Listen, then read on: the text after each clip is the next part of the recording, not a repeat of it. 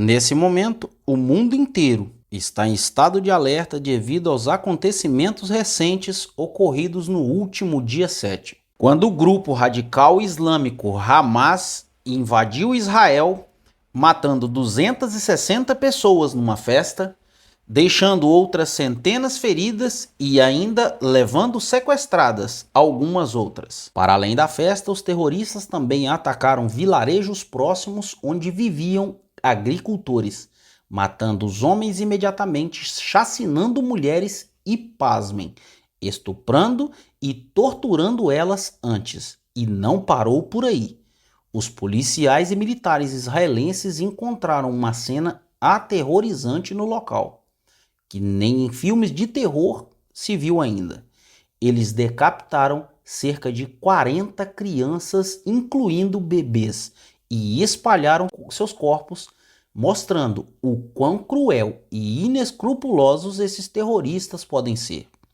Esse atentado terrorista desencadeou uma resposta firme e assertiva por parte de Israel, que reagiu perseguindo terroristas e bombardeando os centros de operações do Hamas na faixa de Gaza, matando muitos terroristas e causando tensão nos países aliados de Israel e dos que infelizmente apoiam o grupo terrorista.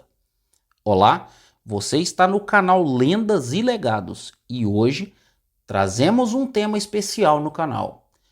Tema em que envolve não só um indivíduo que virou lenda, mas sim uma nação que tem um legado histórico gigantesco para o mundo inteiro. Vem comigo nessa viagem. No tempo da conquista, aproximadamente 1300 anos antes de Cristo, sob a liderança de Josué, apenas 7 nações são mencionadas em Canaã. Livro de Josué, no capítulo 3, versículo 10. Os cananeus, os hititas, os heveus, os ferezeus, os girgazeus, os amorreus e os jebuseus. Nesta região viviam, nas margens do Mediterrâneo, os filisteus, formando pequenos reinos organizados.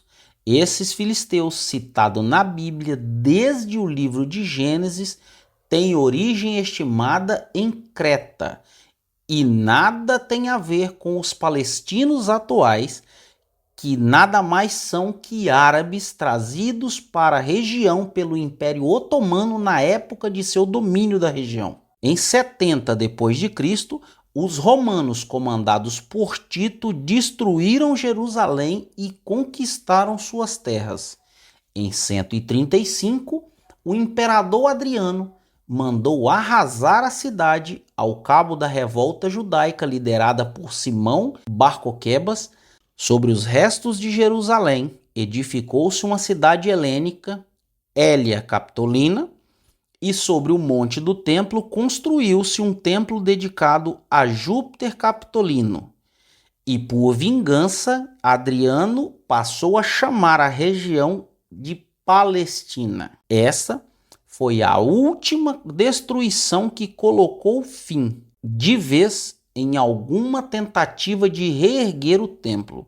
Até a data atual, o Templo de Jerusalém não foi ainda reerguido e resta apenas um grande muro que cercava a região do antigo templo, popularmente conhecida como o Muro das Lamentações.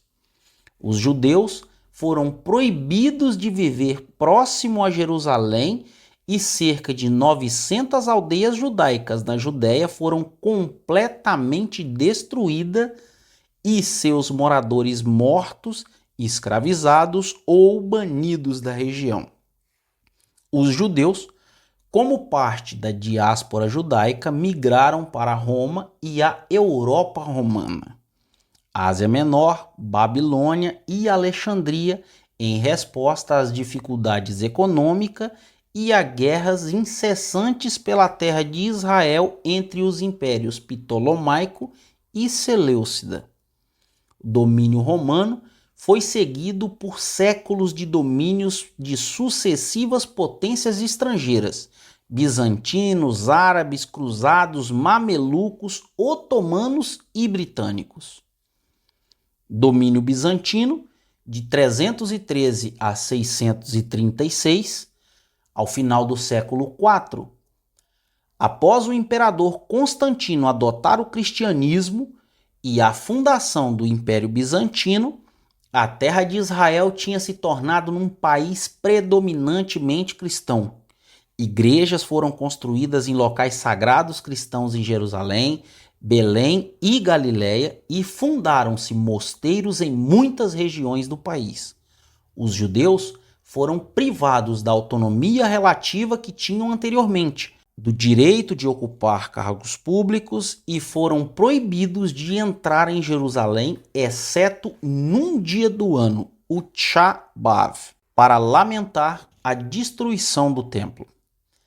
A invasão persa de 614 foi auxiliada pelos judeus, inspirados pela esperança messiânica de libertação. Em troca de sua ajuda, receberiam o governo de Jerusalém. Esse período durou aproximadamente 3 anos. Subsequentemente, o exército bizantino recuperou o domínio da cidade em 629 e, mais uma vez, expulsou os seus habitantes judeus. O domínio árabe, de 636 a 1099, a conquista da terra pelos árabes ocorreu 4 anos após a morte de Maomé, em 632, e durou mais de 4 séculos, com califas governando primeiro a partir de Damasco, depois de Bagdá e do Egito. No início, a colonização judaica em Jerusalém foi retomada e a comunidade judaica recebeu o status de dhimmi, não muçulmanos protegidos, o que lhes garantia a vida, propriedade e liberdade de culto em troca do pagamento de taxas e impostos territoriais especiais.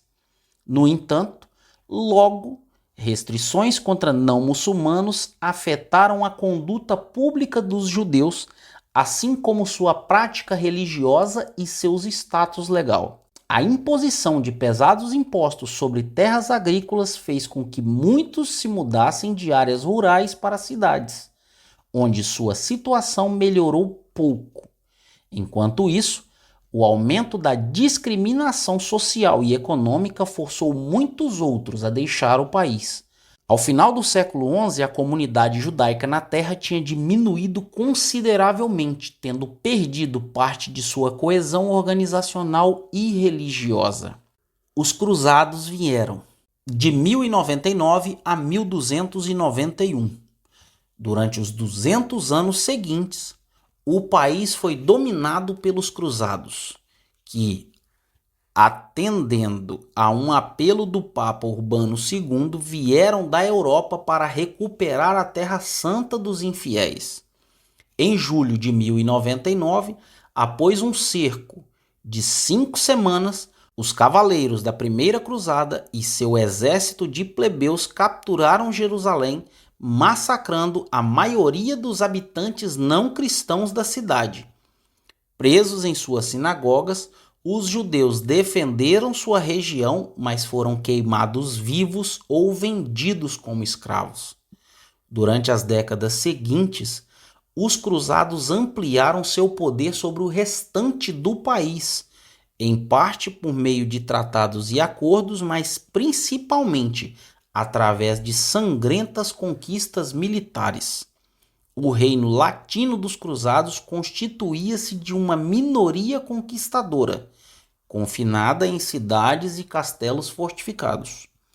Quando os cruzados abriram as rotas de transporte a partir da Europa, a peregrinação à Terra Santa tornou-se popular e, ao mesmo tempo, um número cada vez maior de judeus procurava retornar à sua terra natal. Documentos da época indicam que 300 rabinos da França e da Inglaterra chegaram em um grupo, instalando-se em Acre, outros em Jerusalém. Após a derrota dos cruzados pelo exército muçulmano de Saladino em 1187, os judeus ganharam novamente certa liberdade, incluindo o direito de viver em Jerusalém. Embora os cruzados tenham conseguido uma presença no país após a morte de Saladino, sua presença limitava-se a uma rede de castelos fortificados. A autoridade dos cruzados na terra terminou após uma derrota final em 1291 pelos mamelucos, uma casta militar muçulmana que conquistara o poder no Egito. Domínio mameluco de 1291 a 1516. Sob o domínio dos mamelucos, a terra tornou-se apenas uma província governada a partir de Damasco. Acre, Jafá e outros portos foram destruídos por receios de novas cruzadas e o comércio marítimo e terrestre foi interrompido. Ao final da Idade Média, as cidades do país estavam praticamente em ruínas. A maior parte de Jerusalém estava abandonada e a pequena comunidade judaica vivia na miséria. O declínio do domínio mameluco foi marcado por revoltas políticas e econômicas, pragas, gafanhotos e terremotos devastadores. Veio então o domínio otomano de 1517 a 1917. Após a conquista otomana em 1517, o país foi dividido em 4 distritos, ligados administrativamente à província de Damasco e governados de Istambul. No início da era otomana, aproximadamente 1000 famílias judias viviam no país, principalmente em Jerusalém, Nablus, Hebron, Gaza, Safed e nas aldeias da Galileia. A comunidade era constituída por descendentes de judeus que sempre viveram na terra naquele local, assim como imigrantes do norte da África e da Europa. Sua expressão foi formalizada no estabelecimento da Organização Sionista em 1897, durante o primeiro Congresso Sionista, reunido por Theodor Herzl, em Basileia, Suíça. O programa do movimento sionista continha elementos ideológicos e práticos para o incentivo do retorno dos judeus à terra, facilitando o renascimento social, cultural, econômico e político da vida nacional judaica e procurando também alcançar um lar reconhecido internacionalmente e legalmente garantido para o povo judeu em sua pátria histórica, onde não fossem perseguidos e pudessem desenvolver suas próprias vidas e identidade. O renascimento nacional judaico e o empenho da comunidade para reconstruir o país encontraram fortes oposições por parte dos nacionalistas árabes. O seu ressentimento explodiu em períodos de intensa violência em 1920, 1921, 29, 36 e 39, quando ataques não provocados foram lançados contra a população judaica, incluindo o massacre de Hebron de 1929, o assédio do transporte judaico e a queima de campos e florestas. Tentativas de diálogo com os árabes realizados no início do movimento sionista foram infrutíferas, polarizando o sionismo e o nacionalismo árabe em uma situação potencialmente explosiva. Reconhecendo os objetivos opostos dos dois movimentos nacionais, a Grã-Bretanha recomendou em 1937 a divisão do país em 2 estados, um judeu e outro árabes, ligados por uma união econômica.